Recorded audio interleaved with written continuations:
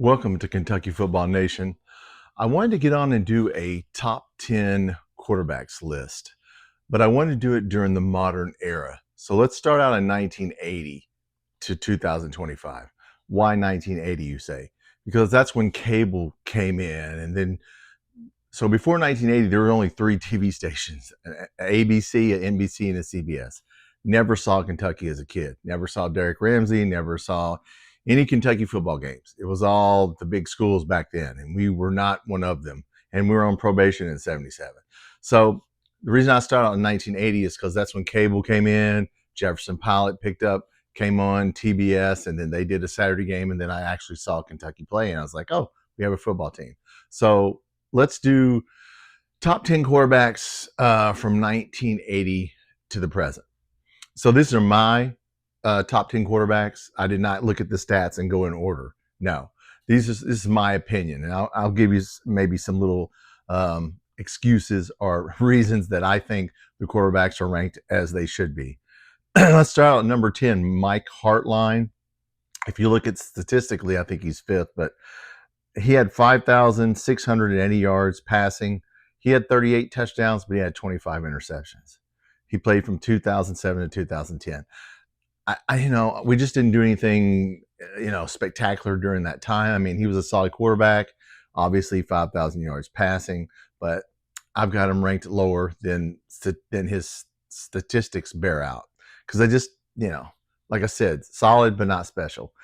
And one fact about Mike Hartline, he is currently the quality control assistant for Mark Stoops for the offense. I don't know what the quality control assistant for the offense is, but that's his position right now. So he is currently on Mark Stoops' staff. Number 9, I went Terry Wilson, 2018 to 2020. Once again, solid quarterback, 3,436 yards passing, 20 touchdowns, 12 interceptions. Why did I put him? Because I think he's not that high on the actual stats list, but he did beat Florida.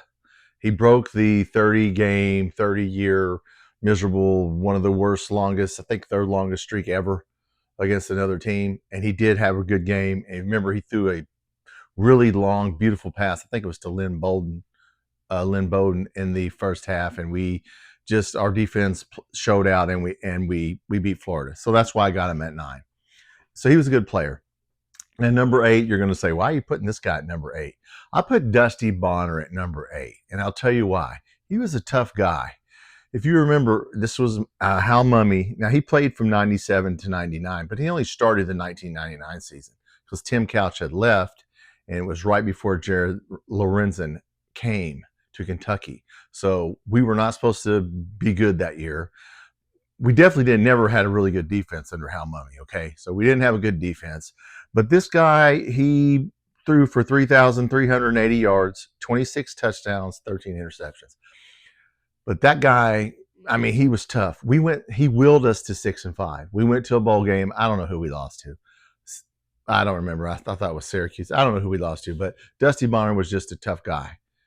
Tough, hard-nosed quarterback, and just really played his heart out and took some hits and threw his body. And so that's why I got him, because of his toughness at number 8. Number 7, I got Pookie Jones. He played under Bill Curry from 1991 to 1993. Now, he threw for 3,459 yards and 16 touchdowns, but he had 854 rushing yards for 7 touchdowns. Now, once again, tough guy. We were running the option and all kinds of variations, the triple option, the option, any option. Bill Curry loved the word option. So look, they knew the guy, what he was going to do, and he still did it. And he actually took us to a bowl game. Now, we went 6-6, best record under Bill Curry during that time. So he took us to the Peach Bowl. Side note, example of Kentucky football. We were ahead 13-7 in the Peach Bowl. In the final minutes, Syracuse was in the red zone, getting ready to score. Linebacker Marty Moore intercepts a pass from Clemson. All he's got to do is fall down. It's the final minute of the game and we win. No, the guy takes off running. Well, what do? When they tackle him, they strip him. They get the ball back. Guess what they do? Immediately go down and score, win the game. That was Kentucky football before Mark Stoops. Losing any way you can. I remember listening to that on the radio going, once again, wasn't surprised, but it was sad for Pookie Jones. Tough quarterback. Once again, toughness is big on my list, not necessarily stats. How much effort did you give? Now, number 6, you're probably going to, it's a little controversial, is I have Will Levis at 6. And you're going to say, well, why do you have Will Levis at 6? Well, first of all, let's talk about his stats. He threw for 5,223 yards, 43 touchdowns, 28 interceptions. But man, he had by that time he had Liam Cohen as his offense coordinator. He had all the good running backs. I think he had Benny Snell. I think Rodriguez, Wandale Robinson as a receiver. So he really had an advantage over the other people I'm talking about, just because Stoops had it rolling then, Cohen had it rolling then. We had big time recruits, so that's why I got him at number 6.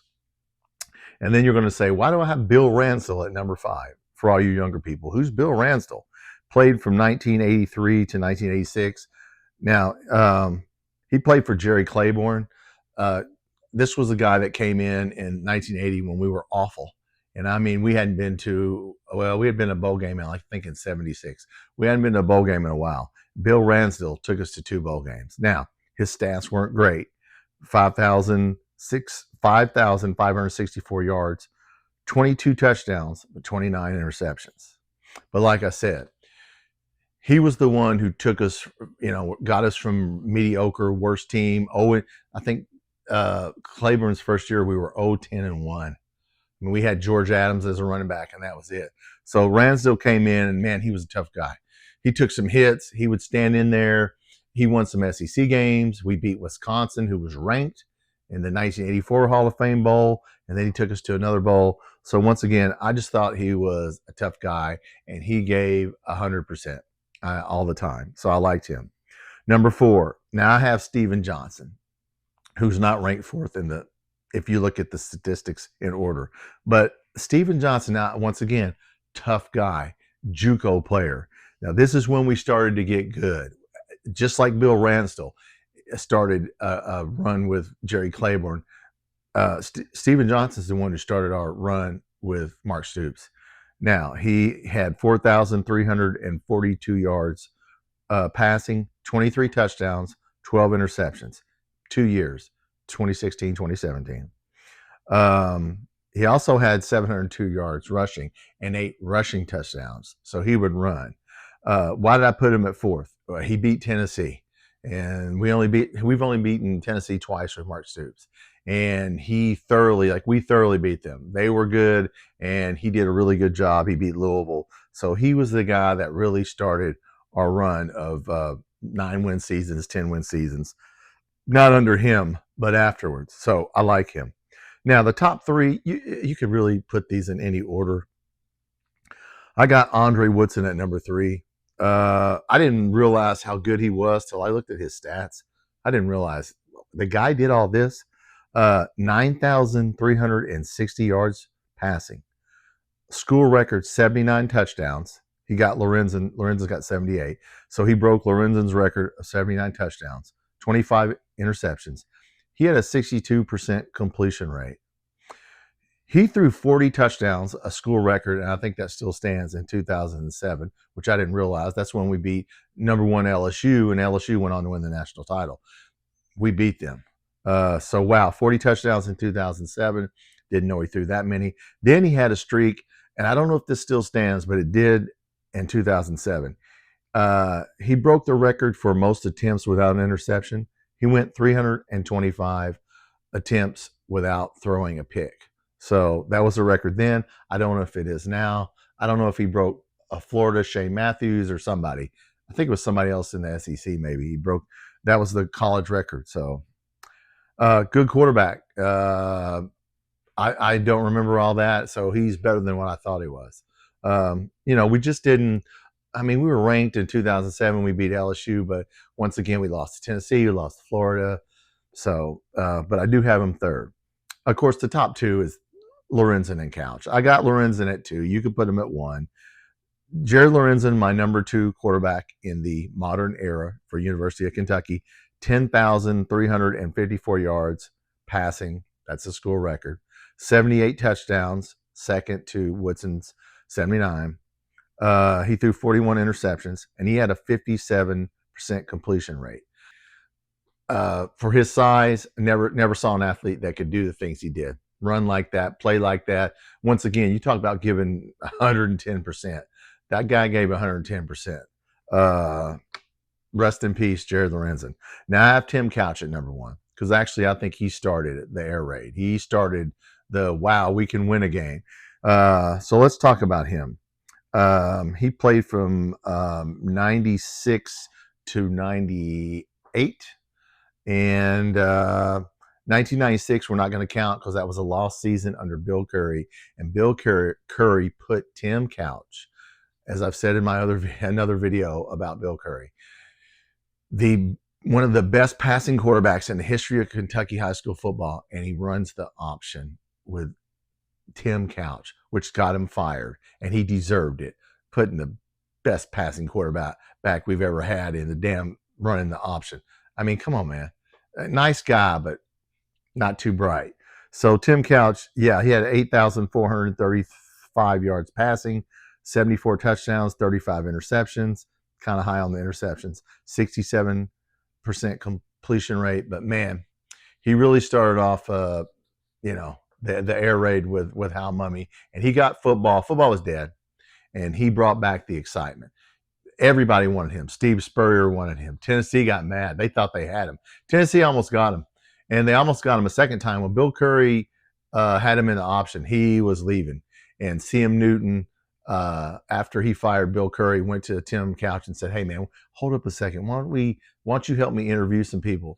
And then once Hal Mummy sat him down and talked to him and said, "Look, dude, you're going to be throwing the ball. This is about you, and this is the offense we're playing." And once you saw the air raid for the first time, the spread offense that they ran, I mean, the first year or two, nobody could cover it. I mean, we would lose games. We'd lose to Florida and Tennessee. We'd lose 51. I remember we lost to Peyton Manning 51-38 or whatever. So we were scoring points. We just couldn't stop anybody. So anyway, that is my top 10 quarterbacks. Once again, Hartline at 10, Wilson at 9, Bonner at 8, Jones at 7, Levis at 6, Ransdell at 5, Steven Johnson 4, Andre Woodson 3, Jared Lorenzen 2, Tim Couch 1. Okay, so for 1980 and up, who did I leave off? I left off Patrick Tolles and Maxwell Smith, who really statistically were ranked ahead of some of the people I have. It's just, they don't stand out to me as doing anything great. They were solid quarterbacks, but I wanted some people who were gritty and who won some games we shouldn't have won, and those two guys just didn't do it for me. We're at 13 minutes. Who are your top 10 quarterbacks? Or just give me your top 5 quarterbacks from 1980 until now. Obviously, I know you're going to put Couch, Lorenzen. We all will. Andre Woodson. But you know what? Give me some quarterbacks who I didn't name or didn't mention, after 1980. There's some people I didn't put Freddie Maggard in there. There's other people I didn't put in there. Freddie, statistically, Freddie played on some really awful teams. I mean, he was tough, but boy, he took some hits. Of course, if this would have been all time, we'd have Derek Ramsey, Babe Parilli, and a bunch of other people on there. But like I said, I don't know anything about those people because I never saw them play, so we're just going off the modern era. All right, listen, if you haven't subscribed to the channel, please hit that subscribe button. I'm trying to get as many subscribers as I can. Football season's coming up soon. If I get 500 subscribers, I can go live. Actually, I can go live without 500 subscribers, but I just can't do it through the YouTube studio, and I would like to do that. So thanks for watching. I'm going to do top 10 running backs, top 10 wide receivers. Maybe I'll even do tight ends, and we'll just go through the positions, and you can tell me where I'm wrong and your thoughts. Once again, thanks for watching.